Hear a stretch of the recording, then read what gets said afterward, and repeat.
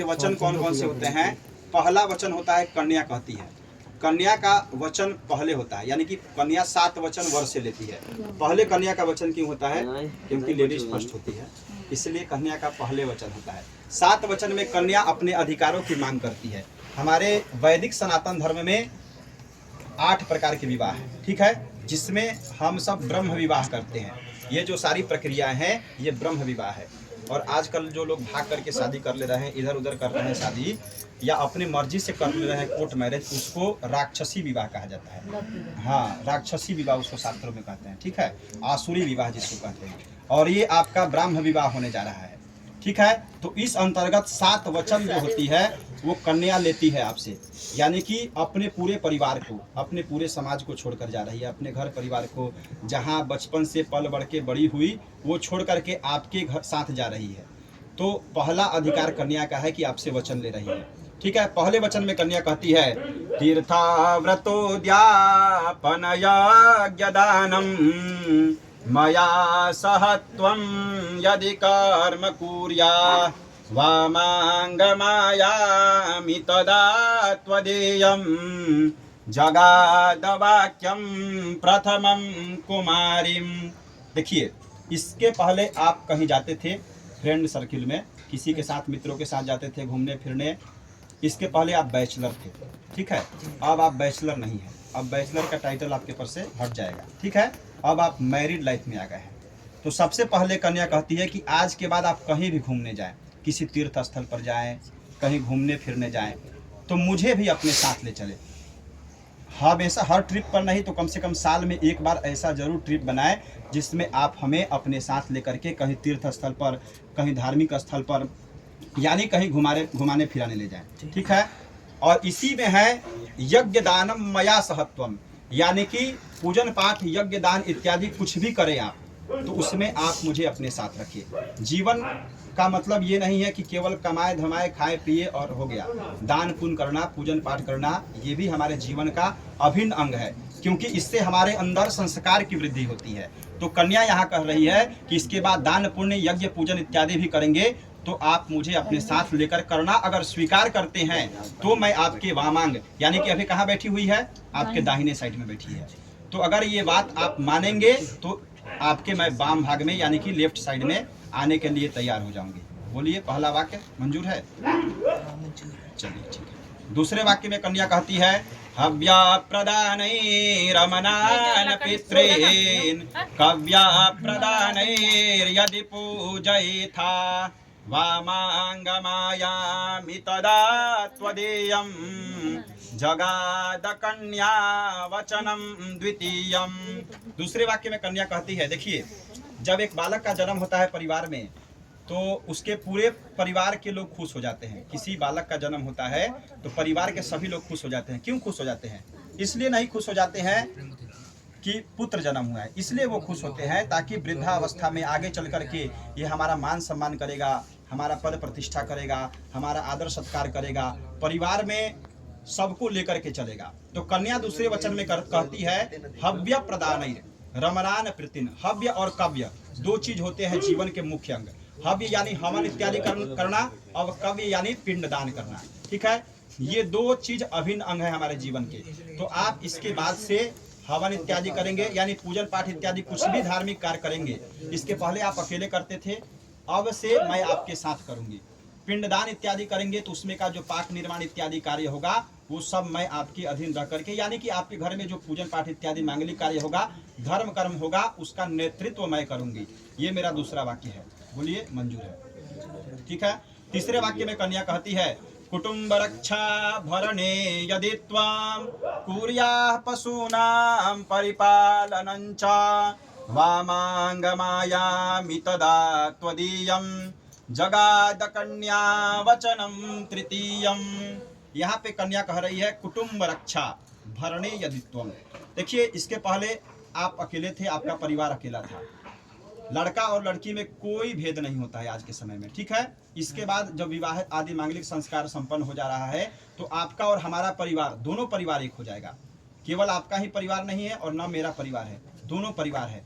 तो इसके बाद से ऊंचा नीचा वाला सिस्टम नहीं रहना चाहिए, यानी कि आपका परिवार जितना महत्वपूर्ण है उतना मेरा परिवार, न आपका परिवार होगा न मेरा, अब हमारा परिवार है। दोनों परिवार किसका है? न आपका है न मेरा है, हमारा परिवार है, यानी कि हम दोनों का परिवार है।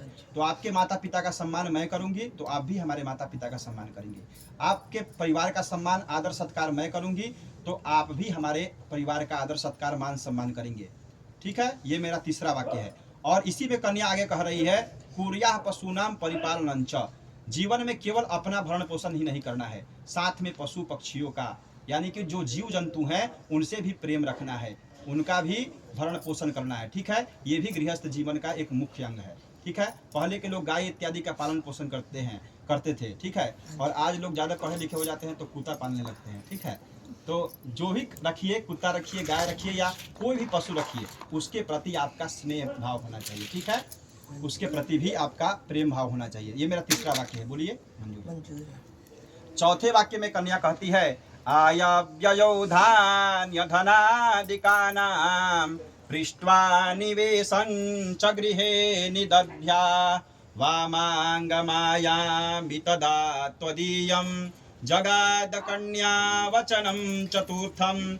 चौथे वाक्य में कन्या कहती है, जो व्यक्ति अपने जीवन के आय और व्यय का ध्यान नहीं रखता है, यानी केवल कमाइएगा और खर्च का ध्यान नहीं रखिएगा, तो गृहस्थ जीवन, यानी गृहस्थ जीवन 4 स्तंभों से चलता है, धर्म अर्थ काम और मोक्ष, जिसमें आज के समय में धर्म का बहुत महत्व है। ठीक है, आय और व्यय, यानी कि आपका इनकम और एक्सपेंडिचर, यानी दोनों इक्वल होना चाहिए। आज से खर्च भी करना है तो आपको लिमिट में करना है। इसके पहले आप कैसे भी खर्च करते थे, किसी के साथ कुछ भी करते थे, कहीं भी पार्टी में जाते थे, कितना भी खर्च कर देते थे, इससे अब कोई लेना देना नहीं है। अब आपका जीवन बढ़ रहा है, आपकी गृहस्थ आश्रम की जिम्मेदारियां बढ़ रही है, तो आपका खर्च, आय और व्यय दोनों पर आपको ध्यान देना है। कहाँ आपको पैसे लगाना है और कहाँ नहीं लगाना है, इन सब में आप मेरा सलाह मशवरा जरूर लेंगे। ठीक है, ये मेरा चतुर्थ वाक्य है, बोलिए। मंजूर। पांचवें वाक्य में कन्या कहती है, देवालयाराम तडागकूपा वापीर्विदध्या यदि पूजयिथा वामांगयायामि तदा त्वदीयं जगाद कन्या वचनम च पंचमम। पांचवें वाक्य में कन्या कहती है कि इसके बाद से कोई भी निर्माण कार्य आप कराएंगे, या किसी मंदिर का निर्माण कार्य कराएं, या फिर कोई बंगला ले, मकान ले, दुकान ले, गाड़ी ले, घोड़ा ले, कोई भी सामग्री आज के बाद आप खरीदेंगे, यानी कि कुछ भी आप खरीदेंगे तो उसमें आप मेरा सलाह मशवरा जरूर लेंगे। ठीक है, ये मेरा पांचवा वाक्य है, बोलिए। मंजूर। छठे वाक्य में कन्या कहती है, देशांतरे वा स्वपुरांतरे वा यदा विदध्या क्रय विक्रयौ त्वं वामांगमायामि तदा त्वदीयं जगाद कन्या वचनम च षष्ठमम। छठे वाक्य में कन्या कहती है कि आप घर से बाहर कहीं भी जाएं, ठीक है, अगर आपको जाना है तो एक बार हमसे जरूर सलाह मशवरा करें कि कहाँ जा रहे हैं, यानी कि हमें बताएं जरूर, क्योंकि स्त्रियां अपने परिवार को छोड़ करके आपके परिवार में कन्या जा रही है, तो उसका पूरा दायित्व है कि हमारे पति कहाँ जा रहे हैं, किससे मिल रहे हैं, कैसे रह रहे हैं, इसकी खबर उनको रखना है। ठीक है, तो यहाँ कह रहे हैं कि इसके बाद आप कहीं भी जाएं, देश विदेश जाएं, कहीं भी जाएं, कोई भी काम स्टार्ट करें, यानी कि बिजनेस करे या कुछ भी करे, तो आप उसमें मुझसे सलाह मशवरा जरूर करें। ये मेरा छठा वाक्य है, बोलिए। सातवां और अंतिम वाक्य में कन्या कहती है, न सेवनीया यदि पारकीया त्वया भवोद्भाविनी कामिनी च वामांगमायामि तदा त्वदीयं जगाद कन्या वचनम च सप्तमम। आज के पहले आप किससे बात करते थे, मिलते जुलते थे, उससे मुझे कोई लेना देना नहीं है। आज के बाद 20-21 साल से कम की जितने भी कन्याएं हैं, या तो आपकी बहन होगी या पुत्री के समान होगी, आपके हम उम्र की जितनी कन्याएं होगी वो आपके बहन के स्वरूप होगी, और आपसे जितनी भी बड़ी माता वर्ग की कन्याएं हैं उनको आप माता का दर्जा देंगे। ठीक है, यानी कि कन्या के कहने का अर्थ है सातवें वचन में कि आज के बाद में विश्वास, देखिए वैवाहिक जीवन का सबसे बड़ा मुख्य स्तंभ है विश्वास। अगर एक बार विश्वास टूट जाता है तो चाहे कितना भी पवित्र बंधन हो वो ज्यादा दिन तक नहीं चलता है। तो कन्या यहाँ कहती है कि आपके 6 वाक्य जो है उस पर थोड़ा कम भी ध्यान देंगे तो चलेगा, लेकिन सातवां और अंतिम वाक्य सबसे महत्वपूर्ण है कि आपका विश्वास हमेशा दृढ़ होना चाहिए। आपके लिए सबसे सुंदर स्त्री कोई है तो वो मैं हूँ, ठीक है। आपका किसी और के प्रति ज़्यादा आकर्षण नहीं होना चाहिए। और इसके बाद अगर हमारे मायके में किसी प्रकार का मांगलिक कार्य हुआ, कोई धर्म कर्म का कार्य हुआ, या किसी प्रकार की आपत्ति आ जा रही है, कोई इमरजेंसी आ जा रहा है, तो वहाँ जाने से आप मुझे रोकेंगे नहीं, या तो आप हमारे साथ चलेंगे या मुझे जाने की अनुमति देंगे। ये मेरा 7वां और अंतिम वाक्य है। बोलिए। ओम स्वस्ति। मंगलम भगवान विष्णु, मंगलम गरुड़ध्वजा, मंगलम पुंडरीकाक्ष, मंगलाय तनोहरि।